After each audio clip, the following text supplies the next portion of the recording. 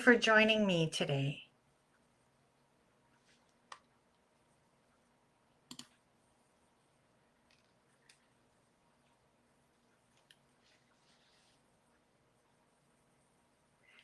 Good evening, and thank you for joining me today. This is the Sacred Souls Solstice Celebration, and I thank you for bearing with me. I had a few technical difficulties, as can happen when you're doing a live video. I'm not used to doing this kind of thing, and especially tonight being a celebration. So I appreciate you bearing with me and being part of this celebration. And I am grateful that I am able to provide this for you in some way that maybe could be useful. I will be using some terminology like God or God of your understanding.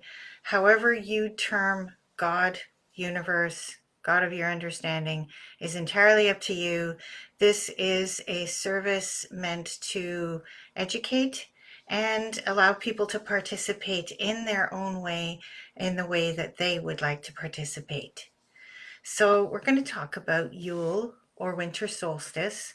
It is a pagan tradition taken from the pagan religion. And what it is it's that time of year where it is the longest night of the year where things are dark. And so what we're doing with the winter solstice here in the Northern Hemisphere is we are actually looking at making it lighter starting tomorrow. So a few minutes every single day as we get lighter and lighter. So this is a celebration of light. It's the new year according to pagan tradition. And so therefore, that's why we will bring in the light. This is when it's the new beginning. This is when we reflect upon the year that we've had and decide upon what we would like to bring in for the new year. Now, this tradition has been going on for a very long time. And the Christians adopted the tradition because of the birth of Christ. Now, interestingly enough, when it comes to the birth of Christ, the pagans talk about Samhain, which happens on October 31st. And that's when they believe that God died. Now, I'm paraphrasing all of this. It may not be 100% correct. It's just a way of giving you a little bit of background. And so when we look back on to Christmas and the traditions, then that's the rebirth of God, which in Christian tradition is the birth of Jesus Christ. So the two traditions actually work together. And, that's where it actually came from for Christmas. So therefore, they're actually one and the same in one way where it was borrowed. And why not? Why not take a dark time and bring light to it with Christmas lights and things like that? So the interesting thing is that there are three colors associated with Christmas: white, green, and red, traditionally. The white is about purity, and it's also about light. The red is about passion and prosperity and what else was there? It's on my piece of paper over here. Let me just take a look. And sexuality. How's that for interesting? And the green talks about the evergreens. So I've got my little cypress tree here representing the evergreen for me, because I don't really have that many evergreens on my property, and I didn't have a chance to go out and take any pieces of evergreen. So here's a really cool story about evergreens and why they are green forever.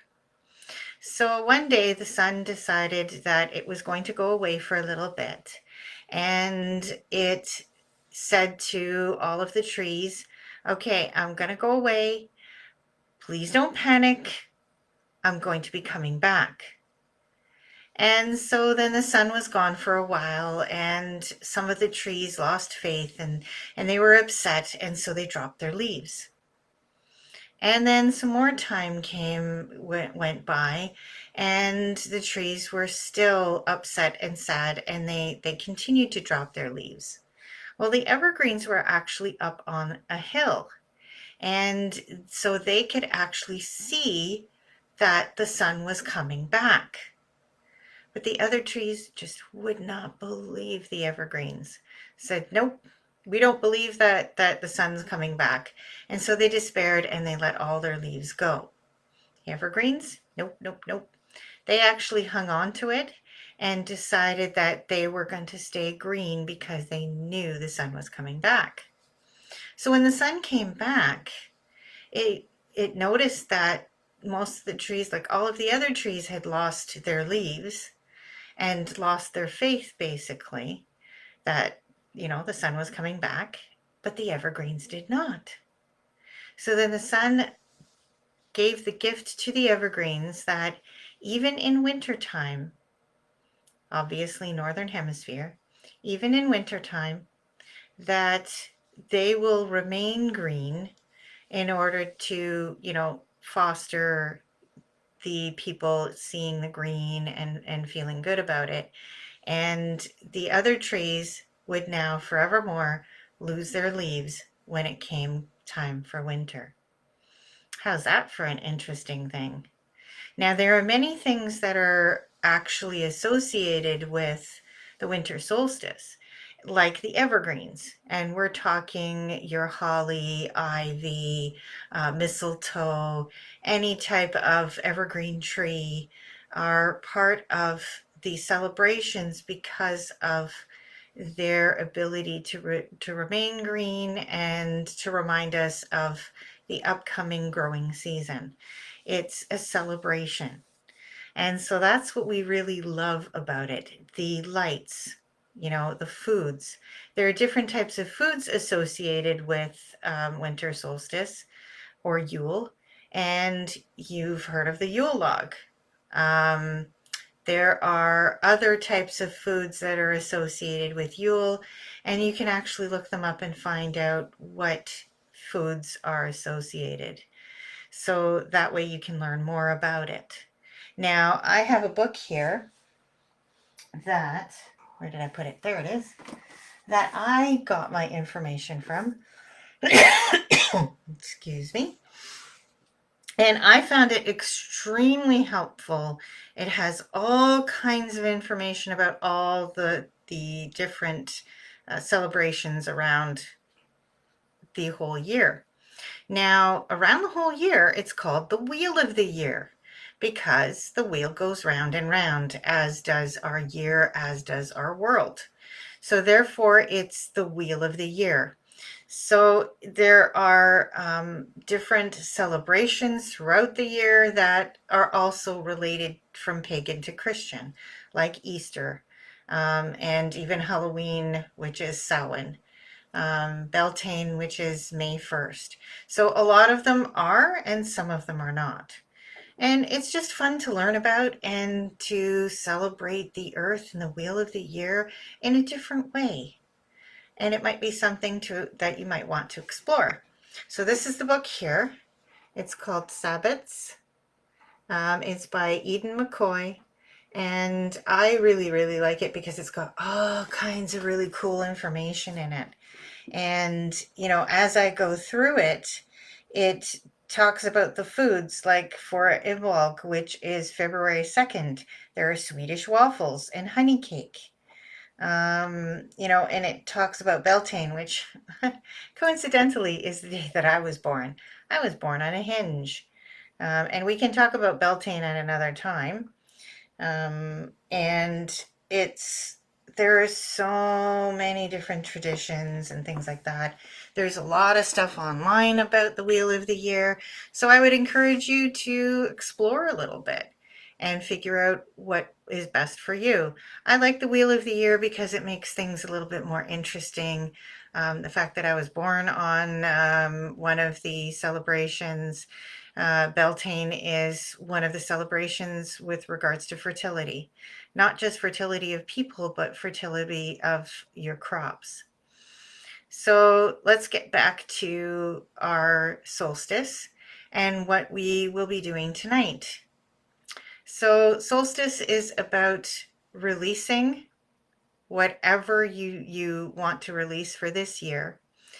All of the things that happen to you that no longer serve you, and you're going, all right, I've had enough. I want to release this, let it go, so I can then start the new year fresh. So the new year actually starts tomorrow. How do you like that one? Very interesting. And the way that I think is great to start is by the release. And release usually happens best by fire, because fire then takes that energy and it is actually released back into the atmosphere to be changed back into much better energy. And the ashes themselves, after you've burnt whatever it is that you needed to burn, like a list of things you want to release, which I've already pre-prepared. And when you have something that you want to release, it's good to write it on a piece of paper, fold it up. I have a wonderful little cauldron over here, nice and heavy, so that, it safely burns. Make sure you're always safe when you're burning anything. And so then that's what I'm going to do there. And I want to bring in some new. So what do you want to bring in? What are the things, the intentions that you'd like to bring in? Is it peace? Is it happiness? Is it joy? We sometimes don't leave enough room for joy, for play, for fun. We've heard the word self-care so many times. And what does that really mean? Is that something that you can do on a daily basis? Well, that might be something you'd like to bring in. Would you like to bring in more prosperity for the year? Would you like to bring in a new project?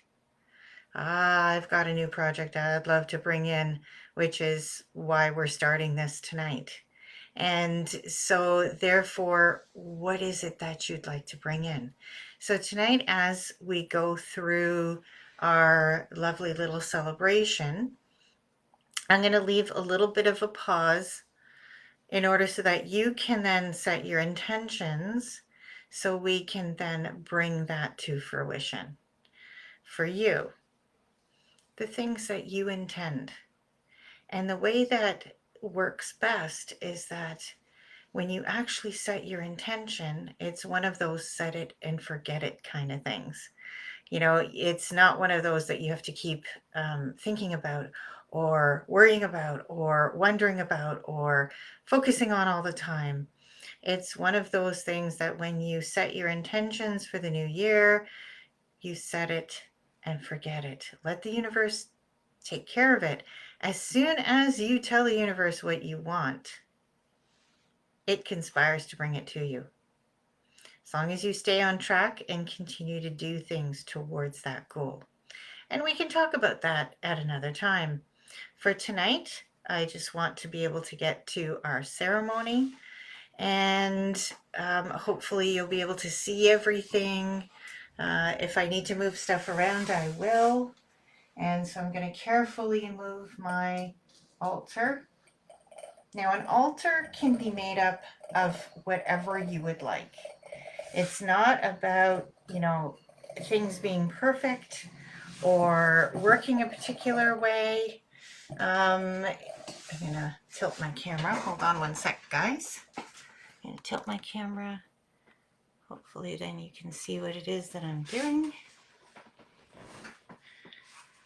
Okay, maybe tilt it just a tiny bit up. Okay, so what I have on my altar is I have my evergreen. I have a lovely light. I have my cauldron for burning. I also have my 2 crystal angels, which I love very much, and a lovely crystal here, which is a citrine. Why did I choose these? The intention behind the evergreen is to bring that in. The intention for the candle is so that I bring the light. The other items in the cauldron, of course, so that I can safely burn. And the other items are what I felt I was guided to that would actually work well for me. So that's what I was looking for. And I'm looking for my, aha, there it is. Let me reach it. It's hard to light a candle without something to light the candle with. And it's hard to burn things if you actually don't have something to light it with. Remember, safety first. So you can look up different types of prayers or ways of invoking the light for your ceremony, or you can just go ahead and take whatever comes from your heart, that comes from your intuition, connecting with your spirit guides and the universe that can guide you through this.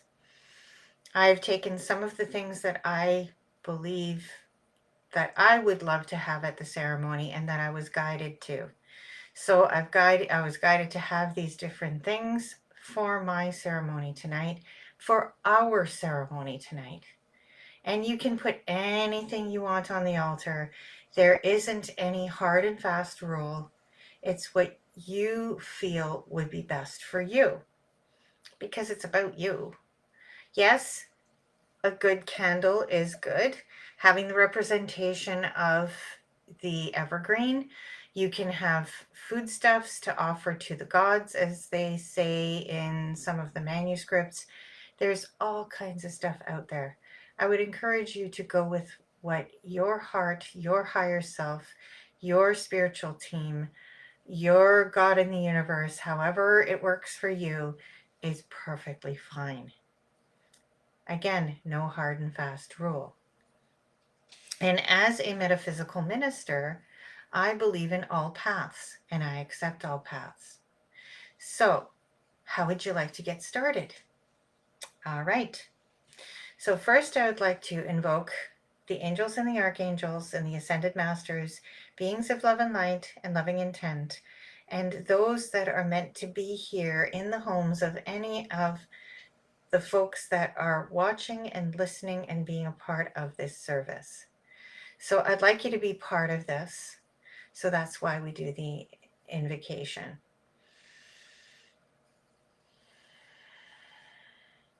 And now I do what's called tiling the temple. So I ask that the pillars of light come to the four corners of this room so that we can remain safe as we do this ritual.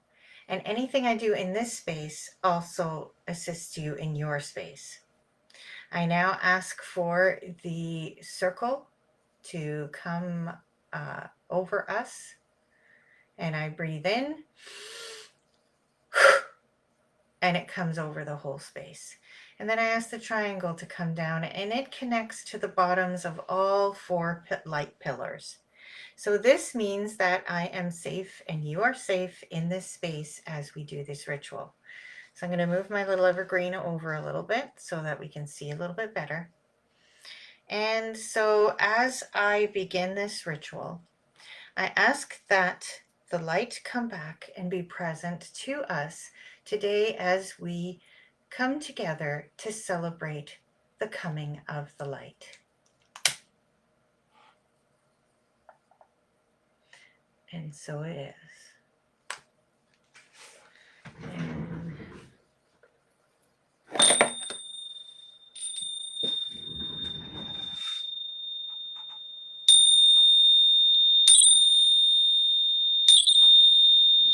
Kadosh, Kadosh, Kadosh, Adonai Tsabaoth.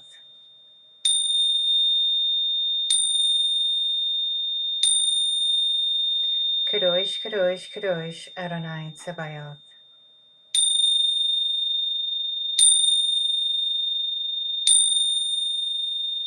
Kadosh, Kadosh, Kadosh, Adonai Tsabaoth. And as I begin our ceremony today, I want to thank everybody for coming. And I also want to draw attention to everything that you would love to let go of tonight on this beautiful celebration, and what that would mean to you to actually let it go, to really, truly let things go, really, truly from your heart, to bring the blessings to everyone in your circle, in your life, all the lives that you trust and touch. What would that mean to you? How would you feel if you really knew that you would let that go? What would that be like to set it free, to start your new year, to do something different? What would that mean to you? I know for me, it would mean being free to make better choices than the ones I made this year. Not all the choices were bad or were horrible. As you know, we can always do better. And why not? So I would encourage you, if you would like, to be part of this releasing part of the ceremony. So I'm folding up my little piece of paper and, setting the intention. I thank you and I bless you for being in my life, for teaching me lessons, for allowing me to be able to learn, grow, and understand better who I am and why I'm here. I thank you. So I put it into the little bowl here. The fun part. Let's light her up.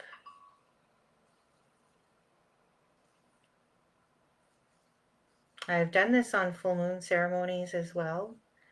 And it is so much fun when you can do it outside under the full moon.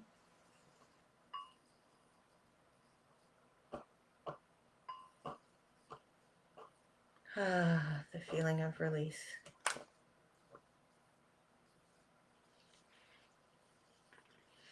I thank you and I bless you. Now, if you guys would like to set your intentions and put them in here, even in energy, it can actually also release and let go. I'll give you a few seconds to add yours to this.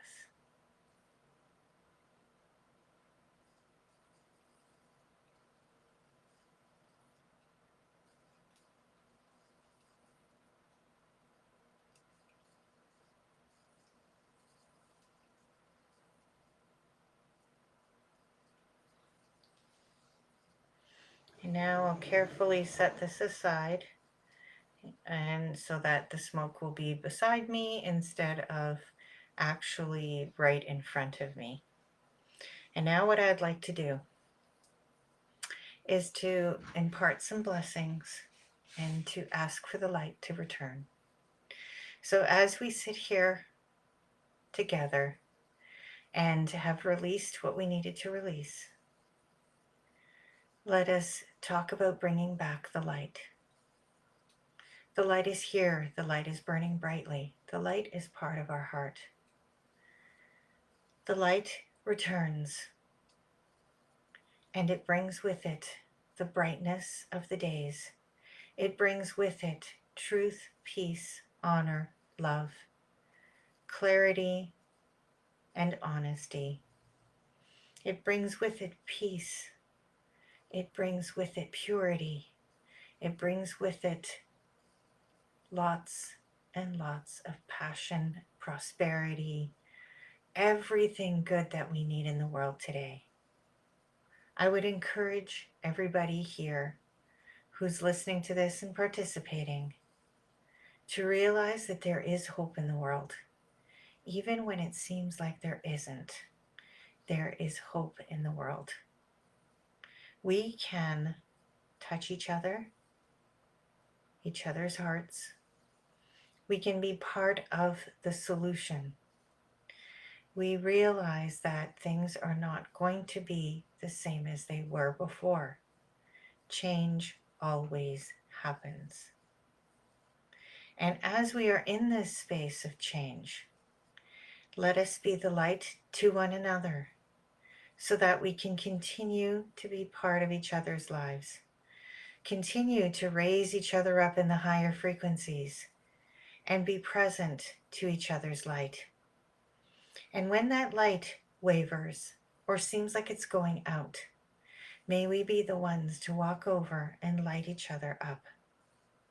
And if our light is wavering, may we be the ones to actually reach out for help, for understanding, for clarity, and just to be loved, to receive love in the way that we are meant to. For we are love. We are part of the human collective.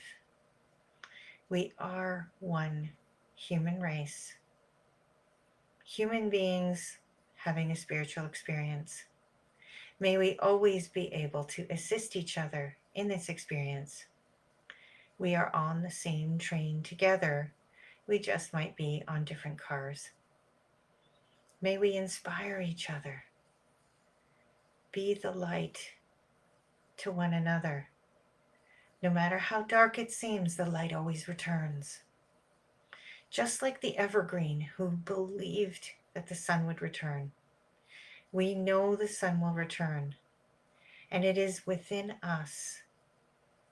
It is within our own hearts that we uplift each other and we are able to get through whatever we need to, whatever is going on in the world right now, no matter how hard it seems.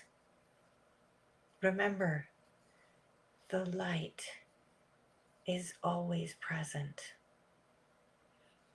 May we always remind each other of the light and know that we are loved.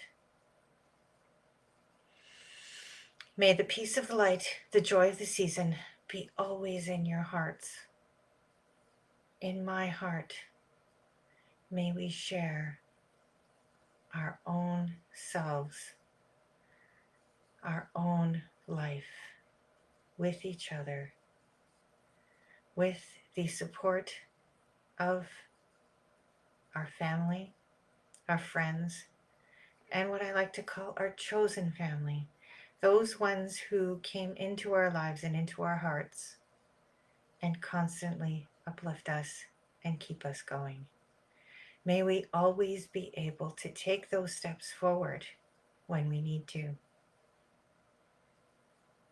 And in gratitude, I am grateful for you for being present tonight in whatever capacity that you're here. I thank you for being part of this celebration, for it is a celebration. I welcome the light into my heart, into my life, and I wish for you the same. All the best and blessings to you. Thank you so much for joining me. You're part of my heart.